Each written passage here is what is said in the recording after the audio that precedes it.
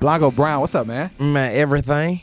I was gonna say, Jesus, life from outside looking in, the perspective seems to be good. I mean, are you just on a whole nother level right now?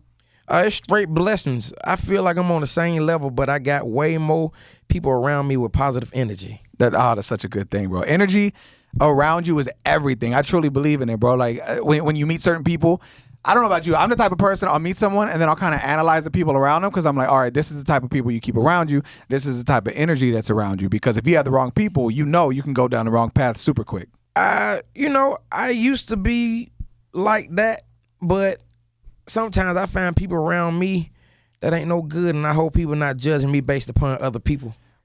But depending on who you're keeping around you, again, like you're on a certain level right now. If you keep these people around you, you know that they could be. It's at a time right now where you have to be responsible for your career, right? For what's going on, and if you have the wrong people, whether you want them to or not, they could take you down, bro. Oh yeah, I don't hang around a lot of people, no way. So I ain't really got them worries. Do you know the law of 33? Nope. So I have this tattooed on my chest. A friend told me about it. I thought it was really cool. So basically 33% of people are people that are beneath you that you want to help get on your level.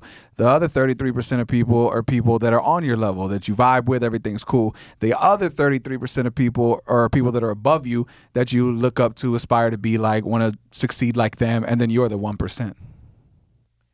I thought you were talking about Jesus.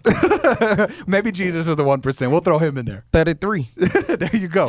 So you had mentioned off camera right now when you were doing before you went into your performance that your grandmother would slap you in the morning with Vaseline. Were you raised by your grandmother? I was raised by a whole house. Okay. In the hood, it wasn't one person in the house. Right. It was like 3-4 families. My aunts, my cousins, yeah, everybody in the same house in a 3-bedroom apartment, and we just somehow packed in them beds like sardines. You were talking about going from the hood to the country, and that was kind of like your escape. Like, was it family in the country that kind of got you out of it? I mean, I know you're in Atlanta, but like, what was it that got you out of the hood into like this next area? Some of my family is from Butler, Georgia. Okay. And, my mother is actually from Butler, Georgia, and they moved to Bankhead, which is in Atlanta. And I mean, we would go back down to visit like my great aunts and all my other family members, uncles and stuff. Mm-hmm. What is that vibe like? I mean, obviously it's 360. Oh, it's two different worlds. It goes from gunshots in the hood to gunshots in the country, but it ain't the same type of fear. Right. And also, we just did things differently in the country, like walking barefooted in pink stoves and pickled egg, pig feet, and snatching the butts off lightning bugs, making earrings and all type of stuff that I didn't know was country, but I know it felt good. Yeah. It's just a different vibe. I'm from Texas. I'm from a small town in Texas, and I've always had like the big city dreams. Like I love going to bigger cities and vibing out. But there's something about going back to my hometown in West Texas and just driving through random fields and stuff like that. It's just like a peace. Like I don't know. It's like a calm. Yeah, it's definitely. I mean, it's a lot of trees, and it's a lot of. It's just everything feels different. Even how the sun set. What is your connection with this Sam Cooke record, bro? I've seen you perform it a few times. You performed it here for us right now.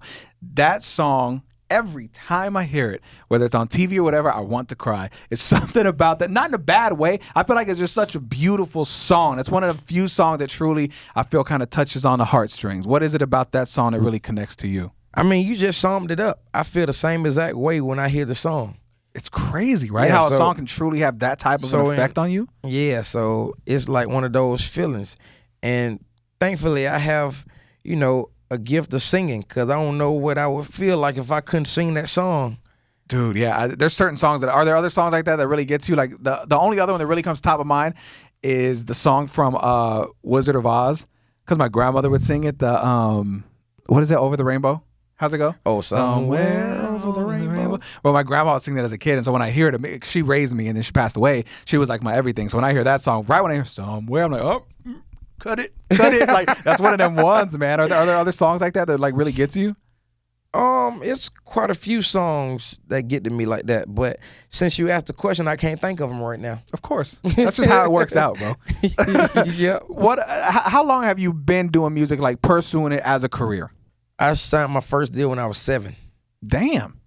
And we went from, It was me and my brother and my cousin. Then it was just me and my brothers, and we just been doing it forever. Always country? Nope. We started with Michael Jackson's Girlfriend. Oh, okay. That was the first cover tune we ever did. And then I was like the one in the group that I was the sexy talker. You were the one like on the Boys and Men, like because there was always a breakdown on the older records. Hey baby, I'm sorry. I know Please you forgive like me for all my heart. cheesesteaks. He's talking about heart. I'm talking about food. That's the way my heart is food. So, yeah, I was the one doing the talking on the records. And Okay. I didn't have a lot of confidence to sing them. So I just kind of lived in the background, learned the background vocals, learned how to arrange the vocals. And then when my brothers would sing, I would like figure out ways to become special because I wasn't that strong of a singer. And my family, you know, certain people in my family kept it real. Like, this ain't really what you do. At what point do you kind of realize, like, yo, I really think I can sing? When I was told I couldn't really sing, I realized that I couldn't really sing because I didn't have the confidence. Okay. And around about 25, 26, I started like paying more attention to my vocal ability, and I would practice like before then and record myself, listen back on the tape recorder and be like, okay, I could approach that note different, a little bit more vibrato, hold it straight, stop doing so many runs. You know what I'm saying? I started critiquing myself because I hated for other people to critique me when I was trying to grow. Do you have any, like, do you feel like you relate to T-Pain at all? Because I feel like he went through that for so long. Like, everybody told him, oh, you can't sing. It's just auto-tune. It's just auto-tune. And then I feel like he really just started practicing, kind of like the same thing. And now when you hear him live, I mean, this dude can legit sing. Like, he kills it. Yeah, I done heard some of his older stuff. He been knew how to sing. It was just an effect that he liked. So Right. he implemented it in his records, and it brought a new life and a new light to the genre to all genres, to music, period. He was like huge, somewhere everywhere. And I feel like after people tell you that you can't sing, you know, you're using an effect, you just got to show them like, hey, I can. It's just what I like to sound like. Right. So I think that's what he pretty much did. Are people, do you feel right now people might be putting you in a box because of coming out like with a country record first? Obviously, like, I'm sure you get sick of the Lil Nas X comparisons and stuff. It's how people are. They see it's a country record and it's kind of crossing over to hip hop. And okay, the reason I ask if it annoys you is because you're legit talented as a singer. Like, there's so much more than just a dance record to you. Oh no, it don't really annoy me. I just feel like music in its own sense is bigger than a box. You can't put not one sound into a box. Right. And just imagine making that into a song. Yeah. It definitely don't fit in the box. I just continue to make music and keep on building my purpose and hoping that people can connect to what their purpose is through my songs and find joy.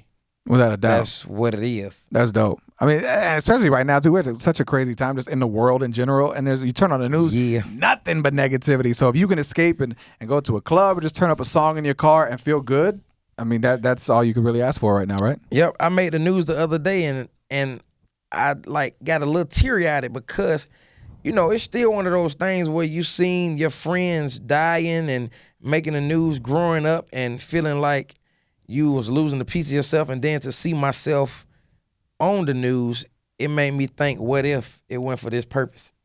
So I'm blessed. It's crazy how the world works, right? Like, so that's cool that I always wonder that, like, once people really start like making it and start achieving the success and the fame, do you take a second to look back and be like, damn, I could have went this way, but things are going this way and I appreciate it. Like, it's cool to see that you recognize it and yeah, you just value it. I'm a very prayerful type of person, you know what I'm saying?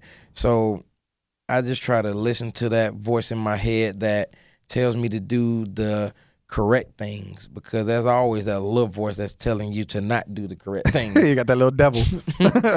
He be kicking too. Any final thoughts, comments, concerns, something we should touch on that we haven't, something you want the people to know? Like I said, we're talking a lot of cities right now. You was talking about, you know, my music and really getting into it. I have you probably talk about the work. We should probably talk about that. Yeah, a self-titled EP, Blanco Brown. And it has like 4 amazing tracks on it, and I'm just appreciative of my label and them hearing something in the music that I heard in the music and listening and like just honing in on that special thing about it. Yeah. And about me. So I'm just like, at this point, it's just a lot of gratitude and a lot of grace. And I feel like I got a lot of great favor, you know what I'm saying? Because the world is listening to my record. Yeah. Like, who would have known? I think it's cool too because you don't sound like anybody to me. Like, you really sound like you. I think that's one thing probably as an artist that a lot of people probably would get annoyed by. I mean, I don't know, but I would assume like it was like, oh, you sound like that guy, or oh, that's that one. Like, you don't sound like that. Like, you perform. I mean, you could tell you're talented, but you don't sound like anyone else. You sound like you. It's like a signature sound. That's the greatest thing ever. There you go. And feel free to use that in your album credits or whatever. That I said that. And it took time, you know, like to develop the sound. I started TrillaTrap in 2012. That's such a dope. Like, so that's the genre, if you would. It's a subgenre. Okay. You know how you have an umbrella and then you put things up under it and you put a label on them. Right. TrillaTrap is a sound. It's country music. The heart of country music meets 808s. I bet you got so many girls at your shows on shoulders going nuts flashing you right now, right? TrillaTrap, bro. I can see it. Not, I know we're on a positive note. I mean, that's positive too. But I can just see it. I can see just a ton of white girls on shoulders with TrillaTrap shirts just, Is there any truth to that? Has it happened yet? I be in a moment. So that means yes.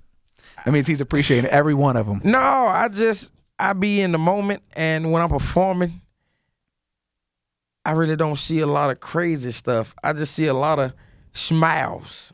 That's good. Yeah, that's what I've been saying. I'd be smiling too.